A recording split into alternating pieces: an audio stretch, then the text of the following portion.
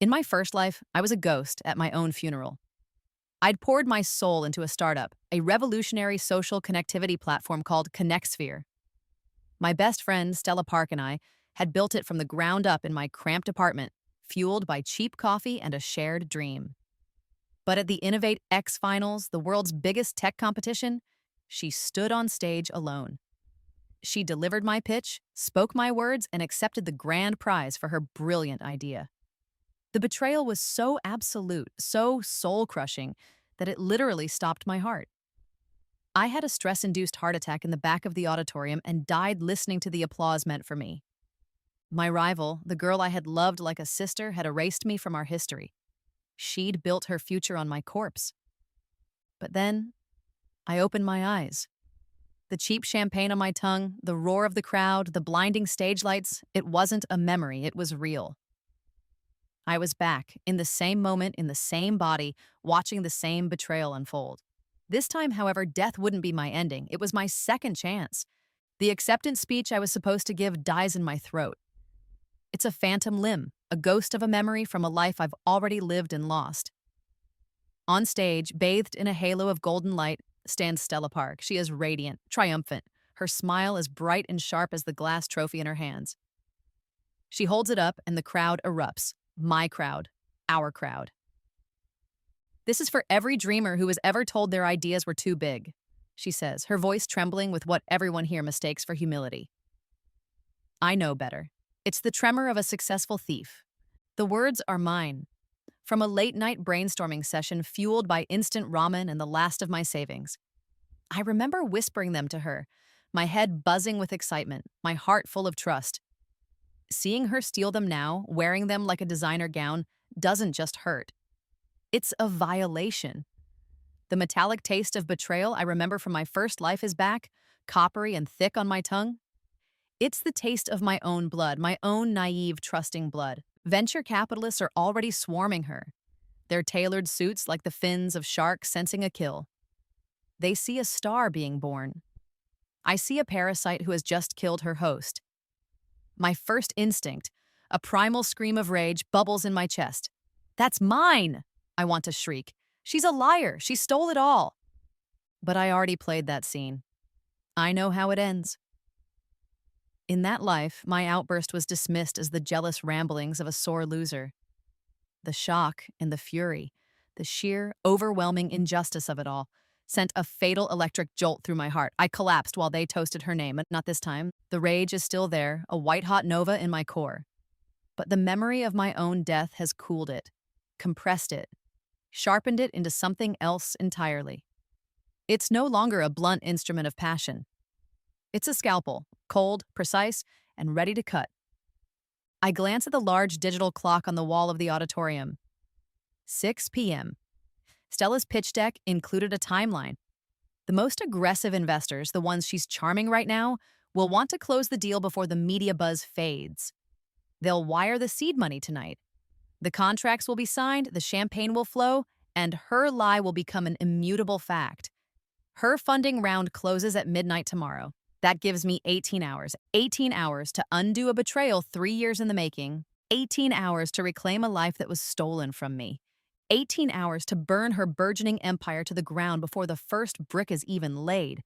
My hands are perfectly steady as I slide my phone from my clutch.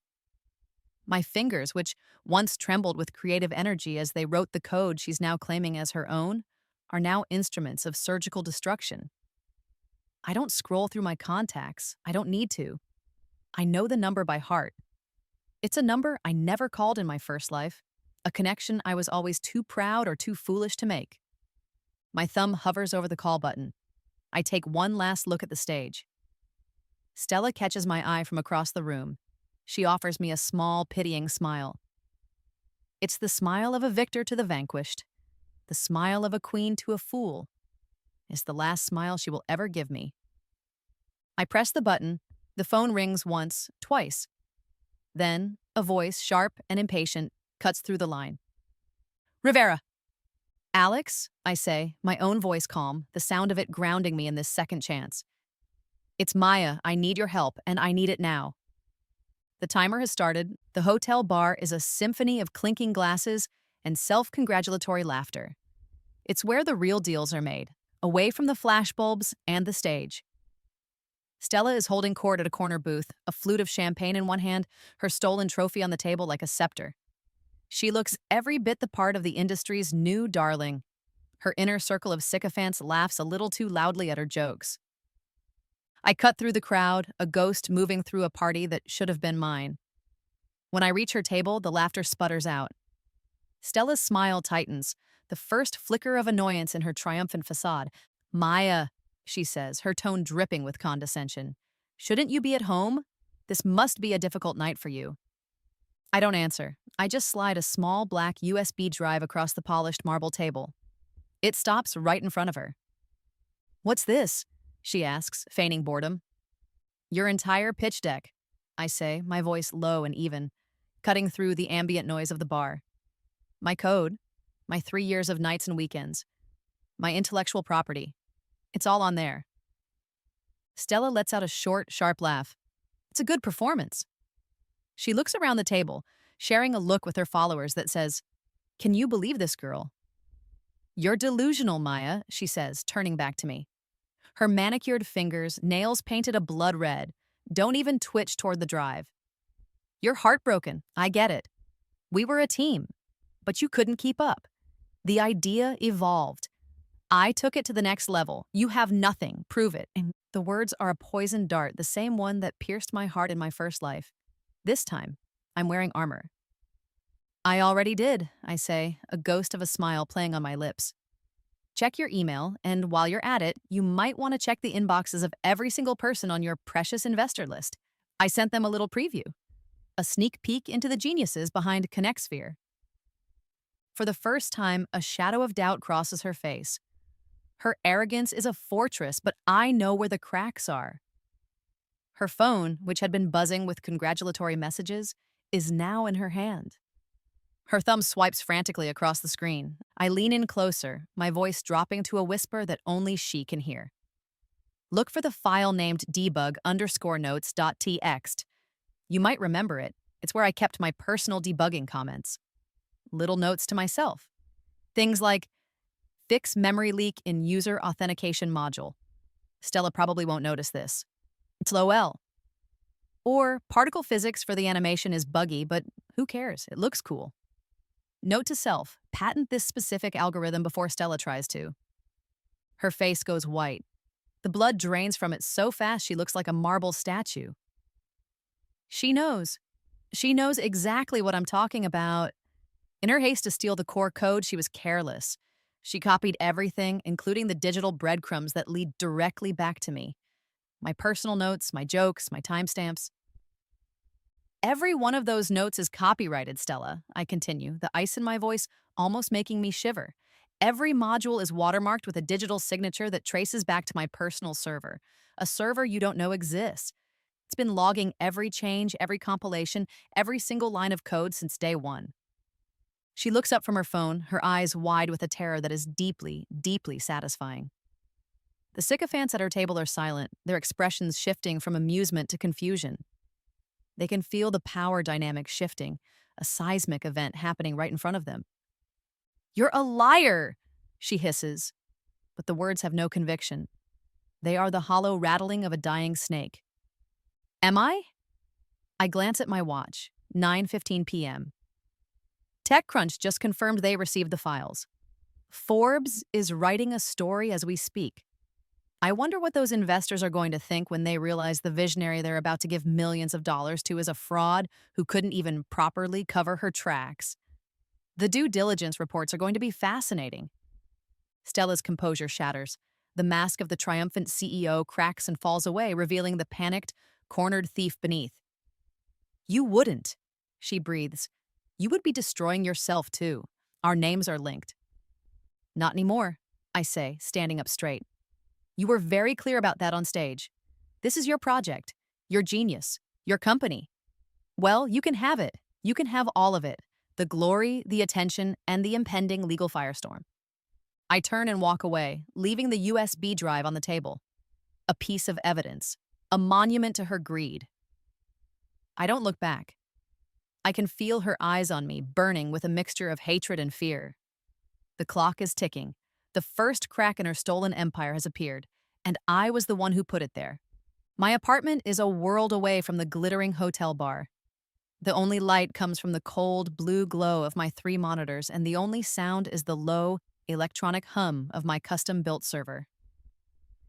This is my sanctuary, my workshop, my war room.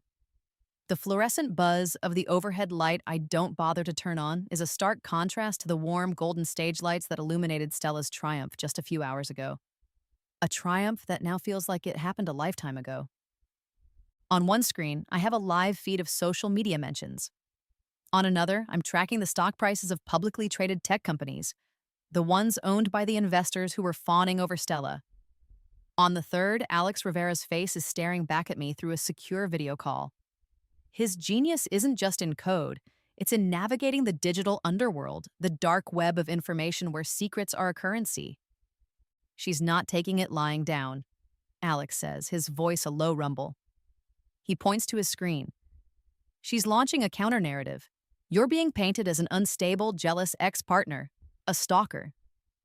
He's right. Twitter is a cesspool of lies. Screenshots are flooding the platform, carefully selected and edited to make me look unhinged. A text message exchange, stripped of all context, where I'm passionately arguing for a design choice, is reframed as a harassing tirade. A photo of me looking exhausted and stressed after a 72-hour coding session is captioned, "Her erratic behavior was a concern for months." It's a vicious, calculated smear campaign, and it's working. The initial wave of online support for me is starting to waver, replaced by doubt and suspicion. My phone rings. The caller ID reads, Director Kim. He's the head of the Innovate X competition, a man who prides himself on being a kingmaker in the tech world. In my first life, I worshipped him. Now, I see him for what he is. A gatekeeper more interested in narratives than in truth. Maya, he says, his voice crackling with authority and disappointment. I don't know what kind of game you're playing, but it needs to stop. Now. It's not a game, Director, I say calmly, my eyes still fixed on the data streams flowing across my screens. It looks like a game from where I'm sitting. Stella has provided us with a mountain of documentation, a paper trail, witnesses who can attest to your increasingly erratic behavior over the past year. She's claiming you're trying to sabotage her out of spite. His voice is stern, judgmental. Frankly, Maya, you sound insane. The word hangs in the air between us. Insane. The ultimate dismissal. The word they use to silence women who refuse to be quiet. Then you didn't look hard enough at the evidence I sent you. My voice cuts through his certainty like ice through silk. Forget the debugging notes for a second. Cross-reference the core architecture of ConnectSphere's API with the submissions from the last 2 years, specifically a project called Nexuses from last year and another called Evolve from the year before. There's a pause on his end. I can hear the furious clicking of a keyboard. Director Kim is a man who trusts his own judgment above all else, but he's also a man who hates being made a fool of. Alex on my screen grins. Oh, this is good, he mutters, already pulling up the files himself. You didn't tell me about this part. I was saving it, I reply. The files I'd sent to the investors and the media weren't just about proving I was the creator of ConnectSphere. That was just the first phase. The real weapon was buried deeper. The USB drive contained a hidden, encrypted partition, a folder I'd labeled Stella's greatest hits. For the past year, I'd had a suspicion. Small things at first. A line of code that felt familiar. An architectural choice that mirrored a competitor's. I started digging. I created a silent, invisible sniffer program that I installed on our shared network. It copied every file Stella downloaded, every research paper she accessed, every snippet of code she saved from public repositories. What I found was staggering. Stella wasn't just a one-time thief. She was a serial plagiarist. The line of code was from Nexus. The architectural choice was from Evolve. Her revolutionary algorithm was a patchwork quilt of other people's work, stitched together with just enough of her own logic to disguise its origins. She was a magpie, building her nest with shiny things she'd stolen from others. And ConnectSphere was meant to be her masterpiece, the culmination of her career of theft, with my original work as its glittering centerpiece. My God! Director Kim breathes into the phone. The authority is gone from his voice, replaced by a dawning horror. The file structures, the variable naming conventions. It's a match. It's a direct lift. She's been doing it for years, I say, my voice devoid of emotion. She builds on the work of others, polishes it up, and calls it innovation. You've been celebrating a con artist, Director. Your kingmaker reputation is on the line. The due diligence team from your own organization should have caught this. Why didn't they? I let the question hang in the air. The implication is clear. Was it incompetence, or was someone paid to look the other way? The counter-narrative on social media is already starting to crumble. Alex is working his magic, feeding the information to trusted tech journalists and influencers. The hashtag #StellaStole is beginning to trend. The screenshots of my erratic behavior are being recontextualized as the desperate pleas of a founder trying to protect her work. Reveal #2 has dropped. Stella isn't just a backstabbing friend. She's a predator who has been systematically preying on the ideas of her competitors. Her entire empire is built on a foundation of theft. And I have the receipts, all of them. The clock on my monitor reads 3 a.m. The digital world is in chaos. Stella's reputation is in freefall. Director Kim has gone silent, no doubt scrambling to contain the fallout and distance himself from the scandal. The investors have paused the funding round, pending an internal review, which is corporate speak for "we're looking for an escape hatch." I should feel victorious. I've exposed her. I've cleared my name. But a cold, nagging feeling sits in the pit of my stomach. Something is wrong. Stella was too confident. The initial seed money, the money she used to rent the fancy office space and hire the PR firm that is now failing to defend her, where did it come from? InnovateEX provides resources, but not that kind of cash. It had to come from an initial angel investor, someone who believed in her before anyone else. Alex, I say, my voice rough from hours of silence. I need you to do something for me. Dig into Stella's financials. Not the company's, hers. I want to know where she got her startup capital. There was a wire transfer about 6 months ago. Find it.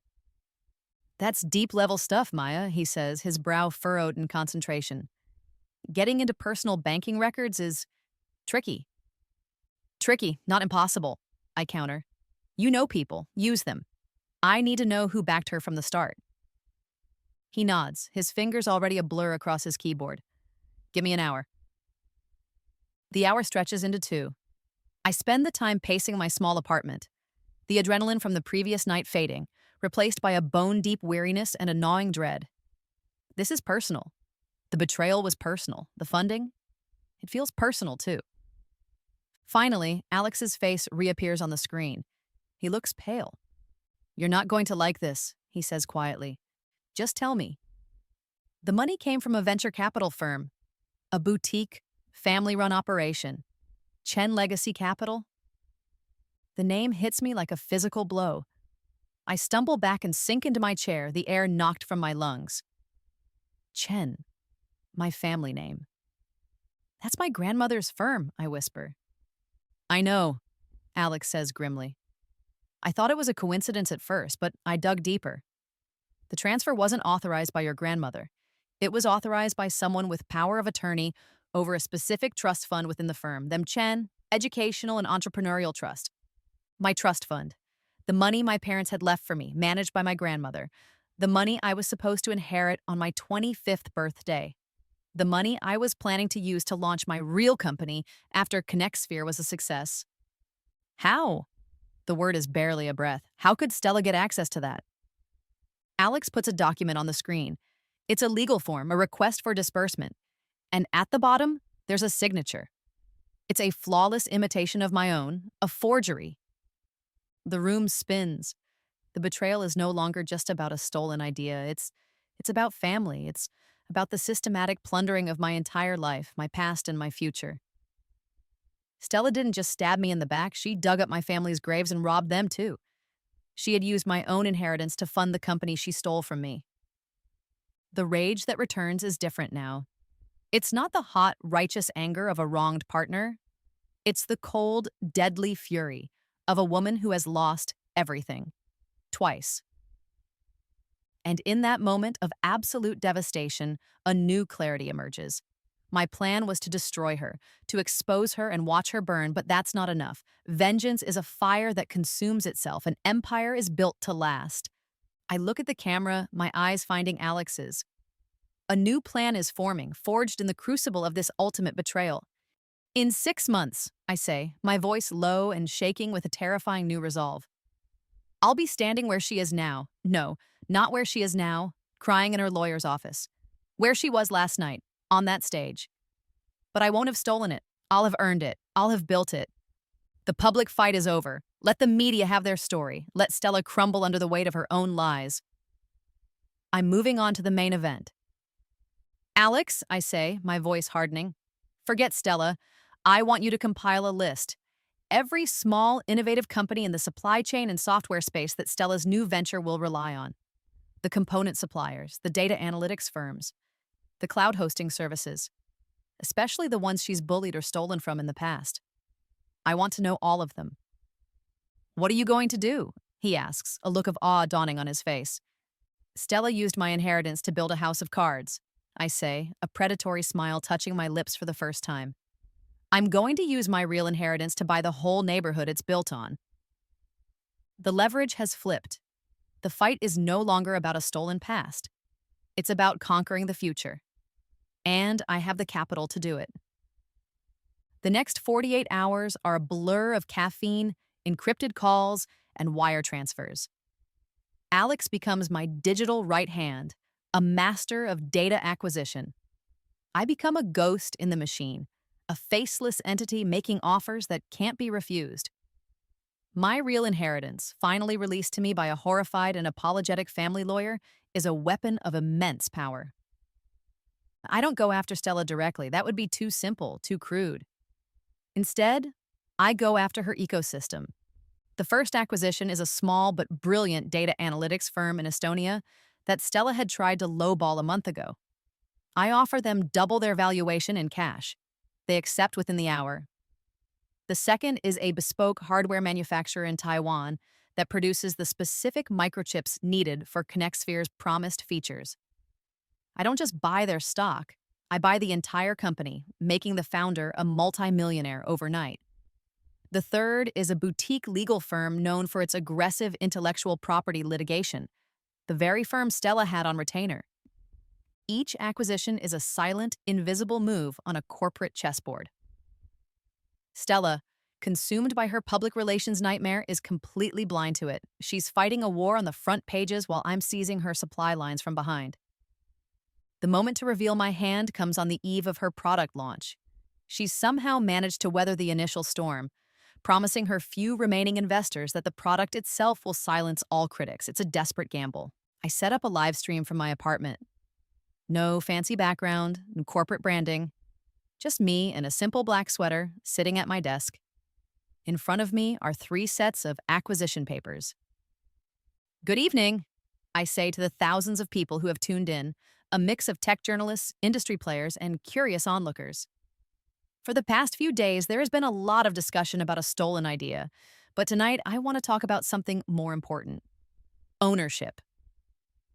I pick up the first set of papers. As of 9 a.m. this morning, I completed the acquisition of Analytics Prime. I signed the final page with a deliberate, steady hand. Their groundbreaking predictive algorithms will no longer be available to third-party developers, effective immediately. My phone buzzes. It's a video call. Stella's name flashes on the screen. I smile and accept the call, plastering her frantic, enraged face onto a corner of the live stream for the entire world to see. "You can't do this!" she screams, her voice cracking. "We had a deal with them, a licensing agreement." "No, Stella, you had a conversation," I say calmly, picking up the second stack of papers. "I have a contract. I also now own Wu Chip Manufacturing. Their entire upcoming production run of the WC7 chip, the one your entire platform is built around, is now my exclusive property." I sign the papers. The scratch of my pen is the only sound in the room. Stella's face is a mask of disbelief and fury. "Those suppliers will sue you into oblivion," she shrieks. "They have contracts." With what lawyers? I ask, picking up the final set of papers. I just bought their legal firm too. I'm now their biggest client, and my first instruction was for them to review all existing agreements for ethics violations. Guess what they found in yours? The final reveal hangs in the air, a guillotine waiting to drop. This is the checkmate I've been planning since the moment I discovered she used my own money against me. But why? She whispers, the fight draining out of her. Why do all this? You won. You exposed me. Because exposing you is never the final goal, I say, looking directly into the camera, speaking not just to her, but to everyone watching. Protecting my real work was. I lean forward. Let me tell you all a secret. The code Stella Park stole, the algorithm for ConnectSphere, it was bait. A collective gasp ripples through the live chat. Stella's eyes widen in dawning, horrific understanding. It was a prototype I abandoned over a year ago, I explain. A deliberately flawed piece of work. It has a memory leak that can't be patched, a security backdoor in the user authentication system, and a data scaling issue that will cause catastrophic failure the moment it hits 10,000 active users. I knew you were watching my work, Stella. I knew you were lazy. I knew you would take the easiest thing you could find. I let the words sink in. You spent the last 6 months building your grand venture on a faulty foundation, a time bomb, and it's set to go off tomorrow at your global launch. Her face crumples. The truth has finally hit her with the force of a physical blow. She didn't just steal my work, she stole my trash, and she'd gift-wrapped it for the world. And the entire time, I conclude, my voice dropping to a cold final whisper, I've been buying up the companies that make the shovels. Because you, Stella, are about to have to dig yourself out of a very, very deep hole, and I end the live stream. The second strike is complete. Her supply chain is strangled, her legal defenses are gone, and her product is a ticking time bomb. Tomorrow isn't just her launch day. It's her judgment day. The auditorium is the same, the stage is the same. The electric hum of anticipation from the crowd is the same. But this time, it's not an award ceremony, it's a public execution. I'm not in the back, dying of a broken heart. I'm in the front row, an invited VIP guest, courtesy of the half-dozen companies I now own that are essential to Stella's launch. I am a Trojan horse inside her crumbling city walls. Stella takes the stage not with the radiant confidence of a victor, but with the brittle desperation of a cornered animal. She forces a smile, her eyes sweeping over the crowd of investors, journalists, and industry insiders, her last-ditch effort to save her reputation. Welcome, she begins, her voice tight, to the future of connection. Welcome to ConnectSphere. The massive screen behind her lights up with the logo. On cue, she starts the live demo. For the first few minutes, it works. Users are created, messages are sent, profiles are updated. A nervous ripple of applause trickles through the audience. Maybe, just maybe, my live stream was a bluff. And then it happens. The user count on the screen, which has been ticking up as beta testers log in, hits 10,000. The screen flickers. The smooth animations start to stutter and lag. A user's profile picture is suddenly replaced by a jumble of corrupted data. A private message flashes on the main screen for everyone to see. Then another. And another. The security backdoor I planted is wide open. Panic erupts in the auditorium. People are shouting, pointing at the screen as their private data is exposed. The investors are on their feet, their faces masks of rage. The system is not just crashing, it's hemorrhaging data. It's a privacy disaster of epic proportions happening in real time on a global stage. Stella stands frozen in the center of the chaos, her face ashen. Her desperate clicks on the mouse do nothing. She is helpless. The code, my sabotaged code, is completely out of her control. You, she finally screams, her eyes finding me in the front row. The spotlight operator, confused, follows her gaze, and suddenly I am bathed in light. Every camera, every phone, every eye in the room turns to me. You did this! You destroyed me! I rise from my seat, my movements slow and deliberate. The chaos in the room seems to fade into a dull roar, the world shrinking to just the two of us, a chasm of betrayal between us on the stage. I gave you exactly what you stole from me, I say, my voice carrying through the suddenly silent auditorium, amplified by a microphone a stagehand instinctively provides. You wanted my work? You got it, all of it, warts and all. Her face contorts in disbelief. You sabotaged your own code? Why? Why would you destroy your own creation? This wasn't my creation, I say, taking a step toward the stage. This was my decoy. I protected my real innovation. ConnectSphere was always just the bait I laid in the trap. You were just the mouse I was waiting to catch. The finality of it hits her. The audience murmurs, the full scope of the long con finally dawning on them. This wasn't just revenge. This was a masterclass in strategy. Then where is it? Stella challenges, her voice a raw, desperate rasp. Where's your actual product? It doesn't exist. You're bluffing. I smile. It's a real smile this time, bright and genuine. It's funny you should ask. I pull out my phone and glance at the screen. I'd say it exists, and it's launching in 30 seconds. I look out at the sea of shocked faces, at the venture capitalists who had once treated me like dirt, who were now looking at me with a dawning, greedy realization. Everyone, take out your phones, I announce. Check the top of the App Store charts, the new and noteworthy section. A wave of motion ripples through the auditorium as hundreds of people pull out their devices. A low murmur begins, growing into a wave of excited chatter. On the catastrophic screen behind Stella, I use my phone to cast a single image. It's a sleek, elegant logo with a single word beneath it, Aegis. Aegis is not a social network, I explain, my voice ringing with the passion I once reserved for ConnectSphere. It's a digital fortress, a new standard in personal data security that makes breaches like the one you just witnessed impossible.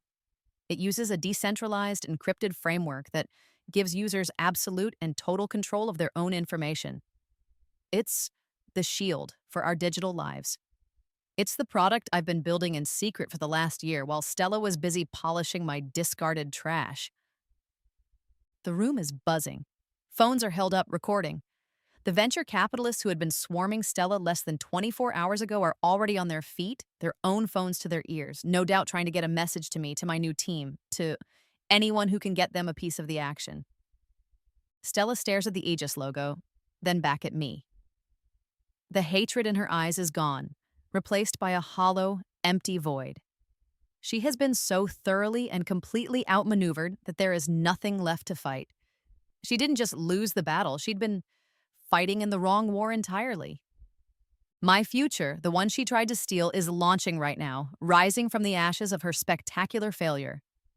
The central question has been resolved. I have not only reclaimed what was mine, but I've also built something stronger, better, and entirely my own. The seeds of my empire are not just planted, they are already beginning to sprout. The boardroom is vast, a cathedral of glass and steel overlooking the city from 50 stories up. My reflection stares back at me from the floor-to-ceiling window, the skyline of my new empire sprawling out behind it. The reflection is of a woman I'm still getting to know, calm, confident, and clad in the sharp lines of a custom-tailored suit. Stella Park was just practice, I whisper to her, the words fogging a small patch of the cold glass. She was a test, a trial by fire that forged my naivete into tempered steel. 6 months have passed since the disastrous launch of ConnectSphere and the triumphant debut of Aegis. The tech world still talks about it in hushed, reverent tones, the most brutal, elegant corporate takedown in a decade. My empire, Aegis Inc., now spans 3 continents, with offices in Silicon Valley, London, and Singapore. We're not just a company, we're the new gold standard in digital security, and our valuation has shattered all projections. And as for Stella, her fall was as swift as her rise was fraudulent. Bankrupted by lawsuits from users whose data she'd exposed, she became a pariah. The last I heard, she was serving coffee at The Grind, the same 24-hour startup graveyard where we'd first met, sketching out our dreams on the back of paper napkins. The girl who once stole dreams now dreams of Maya's scraps, hoping to catch a glimpse of me, perhaps to beg for a job, for forgiveness, for anything. But I never go there. I have no time for ghosts. My phone buzzes on the polished mahogany desk. It's a call from a number I haven't seen in years. I let it go to voicemail.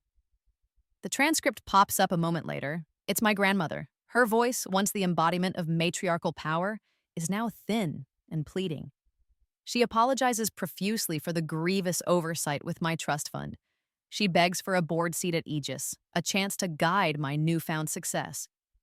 I delete the message without a second thought. My guidance system works just fine. My attention has already shifted to bigger prey. My true targets were never just Stella, they were the systems that enabled her. The venture capital firms that funded my destruction, the ones that value predatory growth over real innovation. They are bloated, slow, and ripe for disruption. Or, better yet, for acquisition.